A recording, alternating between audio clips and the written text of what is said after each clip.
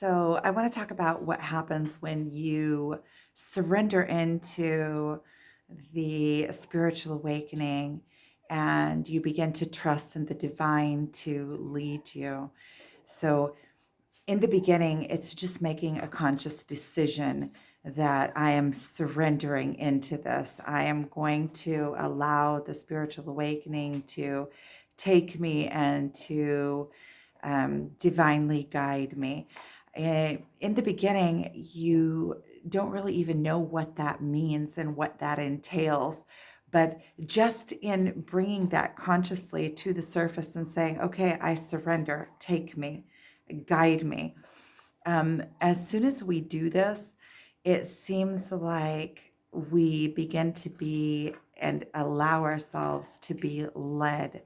And what happens is that as we move through our days and as we move through our life, the we will be guided down the quickest path for our rising. We will be taken through all of our weaknesses as quickly as we can. That is also why the spiritual awakening hurts so much, is because we are going through the ego death. We are going through all of our weaknesses. We are exploring ourselves, and the path starts taking us through ourselves the quickest route that we can first of all perceive it, even because as we're going through ourselves, we're also resolving ourselves. So when we go through our weaknesses, we have to be able to also perceive them as it opens up for us. It's like the lotus flower that you see opening. So it keeps on opening and opening and opening, and we are guided through stimulation of our life when we say, okay, lead me. And then we start following our intuition. We start following the natural next step of life, whatever that entails. We quit running away and we just start stepping forward and accepting and openly trusting in the divine, saying, okay, lead me, take me. And you start seeing that the path is written. It's almost like it's already written ahead of you, and that you start seeing that everything happens for a reason, and everything that has happened up until now had to have happened exactly how it happened in order for you each time to reach the next step, the next step, the next step, the next step. And you start seeing that the more that you surrender and trust and have faith that you're going to be guided, and at some point it's really beyond us. It's not like it feels like we don't really have a choice in it, because it's either getting stuck in that pain and fighting against whatever the path has come to show us, because the path knows the way. So as long as we're fighting against, we're in that pain, we're in that separation from what is the natural consequence of whatever, wherever we're being led. And so the more that we can surrender and allow ourselves to be led, we're going to be led down the quickest path for our rising. That means that when we surrender over and we say, okay, just take us, take me, guide me, show me the way, I'm going to be led through. It's not always the obvious path that I would have thought that it would take me, but it's always going to be the quickest path for my rising. It's always going to take me into some kind of situation that is going to bring up my weaknesses and the places that I have work to do. So the quicker I surrender into it, the faster and the more intense the spiritual awakening becomes. So the more that I surrender over and have faith and be an allowance and just say, okay, show me the way, take me, the more that I'm going to be led through my weaknesses, the more opportunities I'm going to have to rise, and the more clarity I will have, because the more I open up, the more I broaden my perspectives, right? Quit getting stuck on it has to be this way or it has to be that way, then all of a sudden I can see myself in these situations, almost like watching yourself from above, and you see how the things play out. And then at the end of the situation, whatever the stimulation is, when you can look backwards and you can see your own self in that situation and how you handled it, and you can see your automatics where they were, and what you did that is out of sync that brought you whatever outcome you have gotten to, whatever outcome has come of the situation. And you can see this in things that you perceive as positive and things that you perceive as negative. There is no positive or negative, right? There is only as is. And once you're aligned with the divine, everything just becomes as is, because once you're aligned with the divine, and you're aligned with the divine, aligned with your inner self, aligned with your divine higher self, and true to yourself, completely true to yourself, you have to align with nature and with your God essence, with your highest self. So then you can live in a perceived heaven on earth because you are aligned with the divine, and you become curious. Okay, what is this situation bringing me? What is this situation bringing me? There is no have tos, has tos. There is no, you're not holding anymore on outcomes. You're not holding anymore set in stone perspectives. You're open to all of the perspectives. You're open to what is. You're open to all that is. And you see that when you let go, you are going to be led through all of your weaknesses, which gives you the opportunity to rise above and to get the lessons and to learn, which superpowers your super intense roller coaster, your spiritual awakening, because it's taking you down the quickest path. As quickly as you can perceive it, you can go through it. The more that you can endure and open yourself to all options are open, and not close yourself off, the quicker that you can see more, and the quicker that this process of the spiritual awakening happens. So as you surrender, which starts in just a decision, I am surrendering, and say it out loud, I am surrendering into this spiritual awakening, just take me. And even if in the beginning it feels like superficial, because you don't know what that entails, you can't know what that entails. When you're holding and when you're in pain, it means that you're fighting against. It means that you aren't seeing, you aren't perceiving or seeing things in clarity and in alignment. Otherwise, there wouldn't be pain there. There would be acceptance. So it's just first knowing that you want to have that acceptance and knowing that you want to surrender into it.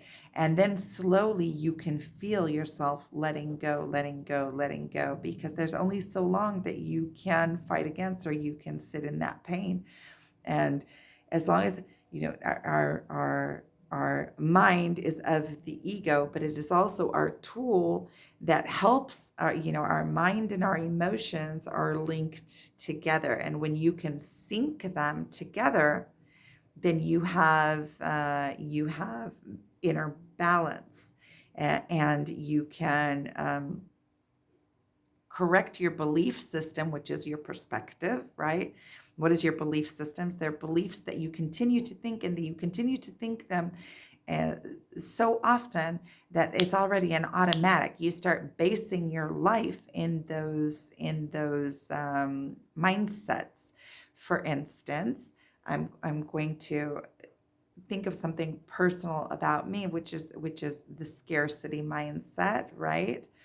Which I understand, and I can already feel what it feels like to be in pure abundance, but still there are decisions that are made instantaneously that are still set on the mindset that I was programmed into as a child.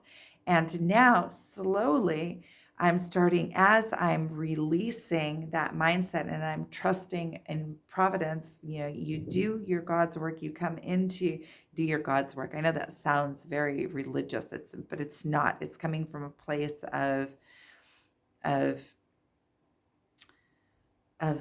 knowing that we are all divine and of the divine and part of the universe. You can call it universe, nature, whatever. I've said it over and over and over. We are part of everything that is. We belong here on this earth. We are of this earth. We are stardust. That's what we are. Our nutrients comes from the ground, so we are of this nature. We are part of it. That means that we have a nature to us and a natural divine belonging that has been here forever and will always be here. um, it's an infinite is perpetually. That means that we always are there. That and that is, the original name of God is perpetual. Is just existence. That's all it is. And so we are in existence. That means that we are divine. That means that each one of us is unique, and the mindset of lack is false. There is no lack. There only is um, the positive in the world. If there's an orange tree, there's an orange tree. There is no minus one orange tree. There only is existence. So the mindset of, and if I am here, that means that there is a reason and a purpose for me, and my reason and purpose is completely unique to anyone else. So if I am being my true self, coming back to alignment with my divine self, then that means that there is a need for that in the world, and there is providence for that. So when you start to understand this, when you can understand this, then that mindset of lack just starts falling away. And I think that is a lot of this purging, this ego death that I'm going through now, this dark night of the soul that I've been in now for about 3 weeks, getting close to 3 or 4 weeks. I know I've been doing videos during this time, but I'm going through it, definitely. Um, I think a lot of times when we do go through the dark night of the soul, everything starts coming up to the surface. And then as we start working it out, we have these big realizations. And I think that those realizations, it's also channeling. That means that if I am understanding something that is coming through me, it's an archetype, it's an energy. It's something that a lot of us are going through right now, because a lot of us are connected to the same energy. So if I am able to bring forward the findings in it, then it is bringing forward something that many of us are going through. So it's kind of going through it for the collective, or going through it for, whoever finds this video, either now or in the future. It will be relevant for whatever they are going through, whatever you are going through at this time. It's also kind of like, as I go through it, kind of making a road map through it, things that I am coming to realize that could be pieces of puzzles that connect to what others realize. That's why I keep on saying that each of us has their own, are a part of the puzzle, and each of us has a place, and even each of us that is going through this and coming back to their divine source has something of value to give back. And as you're giving back, then you are not in that victim mode. It's a complete different comes from a complete different place. The victim mode is the ego. Why me? Poor me. I'm going through this and crying, which that is part of the ego death and the dark night of the soul, is going through these different aspects of the ego, which scarcity mode is one of those aspects. And that's one of the things that right now I feel like I'm getting to the very core roots. Even yesterday, I had massive lessons with this, with the, in mirror in the face through the twin flame journey. I had mirror in the face in a few different aspects, a few different reflections of that scarcity mode that are still there. And it was a very massive wake up moment and moments, because it was like whack, whack, whack, whack, whack. And the mirror, like face the mirror, face the mirror, face the mirror. And when you face the mirror, you also face the consequence, because um, it's a natural part. Consequences, they're neutral. It's not punishments, it's consequences of your actions. So there's always consequences when you are out of sync with the divine. And that is just the natural way of things. It's not in a negative way, it's not a punishment, it's just pure consequences. And then paying consequences is, I think it really brings the lesson home. Not only are you shocked in yourself to see that vision of yourself, the mirror and all of a sudden you see that scarcity attribute like reflected back to you in your face, and there's nothing you can do. You can't hide from it. And you see that it was on automatic and it was always there, and you see the consequences that you have been paying your whole life because of that mindset. But it's nobody's fault. There is no fault in it. So it's not like you can't blame, all you can do is do your best to get off of automatic mode in those places. And hopefully, I don't want to say hopefully, and take the lessons from them and make a real change. So with me, it's really hitting home the lessons that I received even yesterday. And so I'm still deep in it and going through it. But when you make a decision to surrender into the spiritual awakening, the path knows the way, and you trust that you don't have to control this. It's going to take you, and the quicker that you can trust and let go and allow, the quicker it'll take you down the path of showing you your own weaknesses, just like I had yesterday, right? Because I've been asking. I said, if I'm going through this, I just want to go through this as quickly as possible. Take me, guide me, show me the way, because to sit in the pain more and more and more, let it be extremely painful, but let's do it, because I want to pull out of it. I want to get to that state of pure bliss in this lifetime, where I am sitting in that driver's seat completely of my life. I can feel that it's a shift. I can feel that there's many, many places that I feel like I'm a very powerful being, things that I have overcome. Um,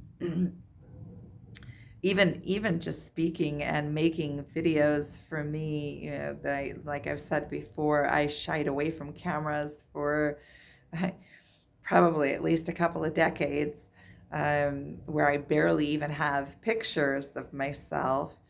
And now, if somebody would have told me 10 years ago that I would be making videos and putting them up on YouTube for anybody to see, I would have thought that that was just crazy.